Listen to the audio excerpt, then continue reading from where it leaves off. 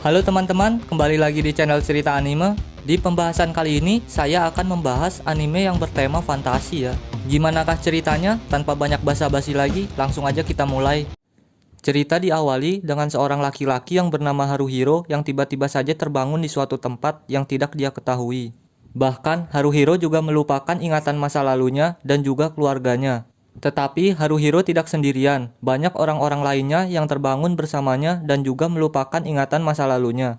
Lalu jika kita perhatikan di sini, pakaian Haruhiro dan orang-orang lainnya terlihat seperti pakaian orang-orang penduduk bumi. Bisa dipastikan jika mereka semua berasal dari bumi yang terteleportasi ke isekai atau dunia lain. Karena kebingungan, mereka semua mencari informasi tentang keberadaan mereka. Lalu mereka mendatangi kantor regu relawan. Di sana, mereka bertemu dengan seseorang yang bernama Brittany. Bri menjelaskan jika mereka berada di dunia Grimgar dan berada di kota yang bernama Ortana. Lalu Bri memberitahu cara mendapatkan uang dengan mudah di kota Ortana. Caranya dengan bergabung dengan grup relawan. Grup relawan bertugas untuk mengalahkan monster, menyelesaikan quest, dan menjual tubuh monster untuk mendapatkan uang. Lalu Haruhiro bergabung dengan tim yang dipimpin oleh Manato, yang beranggotakan Shihoru, Ranta, Yume, Moguzo, dan Manato sebagai pemimpin. Di hari pertamanya menjadi grup relawan, Haruhiro dan yang lainnya sangat kesulitan untuk melawan monster goblin, karena kurangnya pengalaman mereka tentang bertarung. Bahkan, formasi bertarung mereka acak-acakan dan tidak kompak. Tetapi karena goblin itu hanya sendirian, mereka semua berhasil mengalahkannya dengan cara yang asal-asalan. Setelah mengalahkan goblin itu, mereka mengambil bagian-bagian tubuh goblin yang bisa dijual dan kembali ke kota. Di kota, Haruhiro dan Manato menjual barang-barang yang dibawa goblin dan membagi uangnya kepada yang lainnya. Tetapi uang yang didapatkan dari membunuh satu goblin tidaklah banyak, sehingga mereka semua kekurangan uang. Bahkan untuk membeli celana baru saja mereka tidak sanggup. Lalu esok harinya, Manato mendapatkan informasi jika ada kota yang menjadi markas para goblin.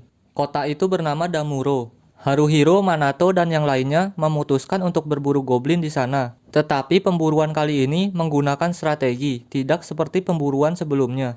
Manato menjelaskan strategi pemburuan kali ini dengan cara membunuh goblin yang sedang tertidur, sehingga goblin dapat dengan mudah dibunuh. Berkat strategi yang dibuat Manato, Haruhiro dan yang lainnya dapat mengumpulkan banyak barang buruan.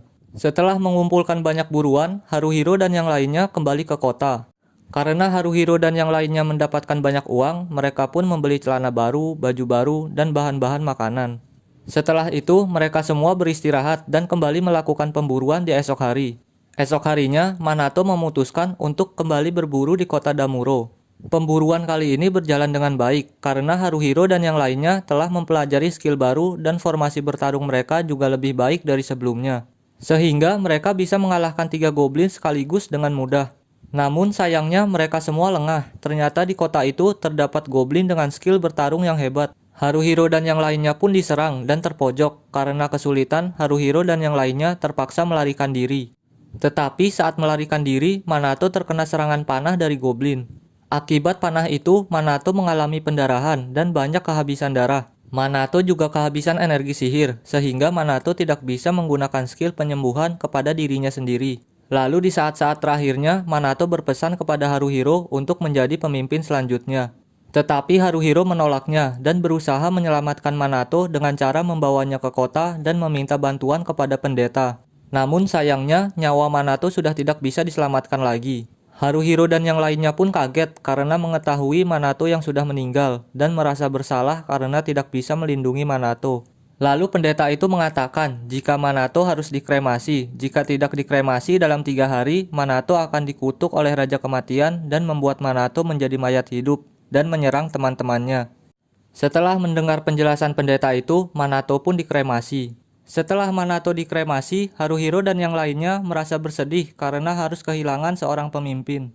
Lalu karena ingin melepas stres, Ranta, Moguzo, dan Haruhiro pergi ke kedai. Saat di kedai, Haruhiro bertemu dengan seseorang yang bernama Kikawa.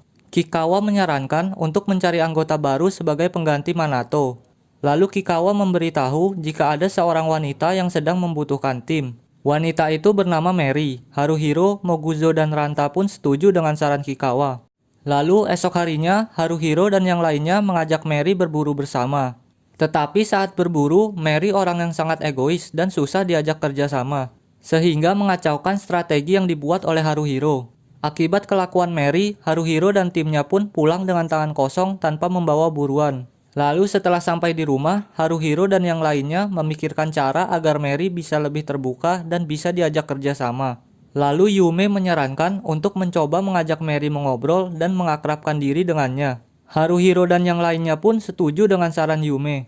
Esok harinya, saat mau pergi berburu, Haruhiro berusaha menyapa Mary, tetapi Mary malah membalasnya dengan wajah datar. Lalu, saat di perjalanan, Yume dan Shihoru juga berusaha mengajak Mary mengobrol, tetapi Mary hanya menanggapinya dengan jawaban singkat. Lalu saat melawan goblin, lagi-lagi Mary bertindak semaunya dan menyulitkan yang lainnya. Bahkan saat diajak berdiskusi, Mary malah menanggapinya dengan dingin, hingga membuat Haruhiro emosi. Lalu malam harinya, Haruhiro dan yang lainnya mendatangi mantan rekan tim Mary di masa lalu. Orang itu bernama Hayashi. Haruhiro meminta Hayashi untuk menceritakan kehidupan Mary di masa lalu. Hayashi mengatakan jika dulunya Mary adalah wanita yang periang. Namun suatu hari, Mary dan rekan timnya pergi ke pertambangan Sairin untuk berburu kobold. Tetapi saat memasuki lapisan kedalaman kelima, Mary dan timnya bertemu dengan bos kobold yang dijuluki Dead Spot. Bos kobold itu membunuh semua rekan tim Mary dan hanya menyisakan Hayashi. Karena kejadian itulah, Mary menjadi sulit untuk tersenyum dan selalu merasa bersalah akibat kematian teman-temannya. Mendengar penjelasan Hayashi, Haruhiro merasa bersalah karena selama ini Haruhiro tidak pernah memahami perasaan Mary dan selalu menyalahkannya. Lalu esok harinya, saat berburu bersama, Haruhiro mengajak Mary berbicara. Haruhiro menceritakan jika temannya yang bernama Manato meninggal saat berburu.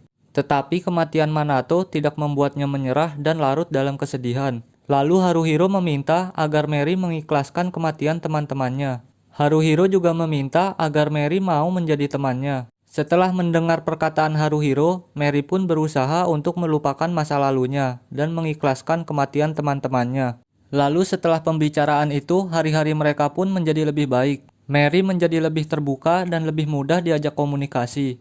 Pemburuan mereka juga menjadi semakin lancar dan pendapatan mereka juga menjadi meningkat. Karena pendapatan mereka meningkat, Haruhiro dan yang lainnya pun membeli peralatan tempur baru yang lebih baik dari sebelumnya, dan juga mempelajari skill-skill baru. Setelah bertambah kuat, Haruhiro dan yang lainnya memutuskan untuk balas dendam kepada para goblin yang sudah membunuh Manato. Haruhiro dan yang lainnya pun menyerang markas goblin itu dan membunuh semua goblin yang ada. Namun saat bertempur, Mary terkena panah dari goblin. Beruntung Mary berhasil diselamatkan. Setelah membalaskan dendam Manato, Haruhiro dan yang lainnya mengunjungi makam Manato untuk memberitahunya jika dendamnya telah dibalaskan. Lalu esok harinya, Haruhiro dan yang lainnya memutuskan untuk libur berburu. Di hari liburnya, Ranta, Yume, dan Haruhiro menjalani liburannya dengan melakukan hobinya masing-masing. Singkat cerita, saat malam harinya, Haruhiro, Mary, dan yang lainnya pergi ke kedai untuk berdiskusi. Haruhiro mengatakan jika dia sudah bosan berburu goblin dan ingin mencoba berburu monster baru di pertambangan Sairin. Mary yang mendengar perkataan Haruhiro langsung pergi meninggalkan Haruhiro dan yang lainnya karena mengingat kenangan buruk saat di pertambangan Sairin. Haruhiro pun mengejarnya dan meminta maaf kepada Mary karena telah mengingatkannya tentang kenangan buruk. Tetapi Mary mengatakan jika dia ingin melawan rasa takutnya dan ingin kembali ke pertambangan Sairin. Esok harinya, sebelum berangkat ke pertambangan Sairin, Haruhiro menyiapkan berbagai macam peralatan dan mempelajari skill baru. Lalu, saat memasuki pertambangan Sairin, Haruhiro dan yang lainnya melawan para kobold. Tetapi anehnya, kobold yang dilawan sangat lemah. Lalu Mary menjelaskan jika kobold yang mendiami permukaan memang lemah, namun saat memasuki lapisan ketiga, kobold akan lebih kuat. Dan jika memasuki lapisan lebih dalam lagi, maka akan bertemu dengan bos kobold atau Dead Spot. Lalu Haruhiro dan yang lainnya memasuki pertambangan itu hingga lapisan keempat. Dan benar saja mereka bertemu dengan Dead Spot. Karena tidak ingin melawan Dead Spot, Haruhiro, Mary, dan yang lainnya terpaksa kabur ke lapisan kelima untuk menghindari Dead Spot. Di lantai kelima, Haruhiro dan yang lainnya pergi ke tempat saat teman-teman Mary dibunuh oleh Dead Spot. Namun sesampainya di sana, Haruhiro dan yang lainnya bertemu dengan mayat hidup.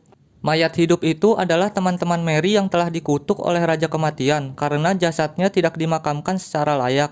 Sama seperti yang dikatakan pendeta sebelumnya. Lalu pertarungan pun terjadi. Mary menyuruh Haruhiro dan yang lainnya untuk mengalihkan perhatian si mayat hidup.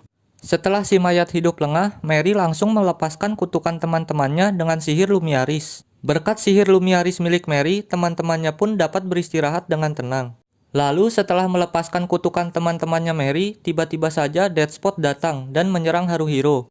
Haruhiro, Mary, dan yang lainnya pun kabur. Lalu Deathspot memerintahkan para kobold untuk mengejar Haruhiro dan teman-temannya. Untuk lari dari kejaran kobold, Haruhiro dan yang lainnya harus menaiki menara-menara kayu agar bisa sampai ke lapisan keempat. Namun, saat Haruhiro menaiki menara kayu, Deathspot datang dan menghancurkan menara kayu. Akibatnya, menara kayu hancur dan Haruhiro pun terjatuh. Beruntung Ranta datang dan menyelamatkan Haruhiro. Namun saat menyelamatkan Haruhiro, Ranta diganggu oleh para kobold.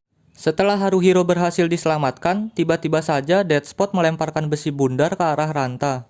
Ranta pun terjatuh dan dikepung oleh para kobold. Lalu Ranta menyuruh Haruhiro untuk meninggalkannya. Haruhiro pun naik ke lapisan keempat.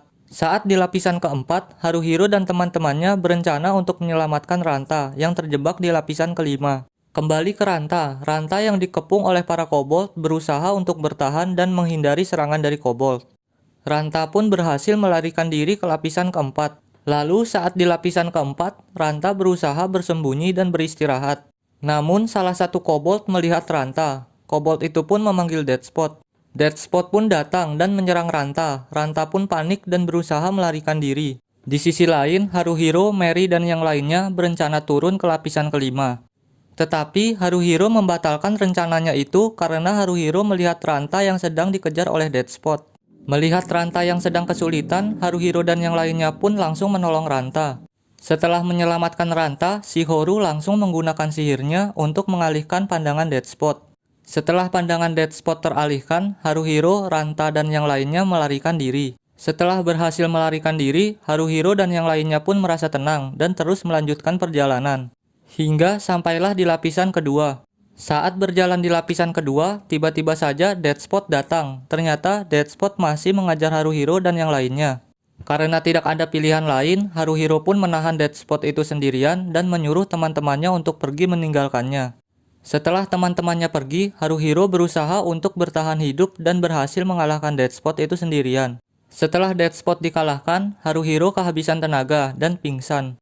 Lalu saat tersadar, Haruhiro sudah berada di kamarnya bersama dengan Mary. Ternyata teman-temannya kembali ke pertambangan untuk menjemput Haruhiro. Karena Haruhiro telah berhasil mengalahkan Deathspot, Haruhiro mendapatkan imbalan sebanyak 30 koin emas. Dan Haruhiro membagikan uang itu kepada tim yang lain. Lalu malam harinya, Haruhiro dan yang lainnya pergi ke kedai untuk merayakan kemenangan Haruhiro karena telah mengalahkan Deathspot. Esok harinya, Haruhiro mendatangi makam Manato dan memberitahu Manato jika partinya telah semakin baik, dan cerita pun selesai.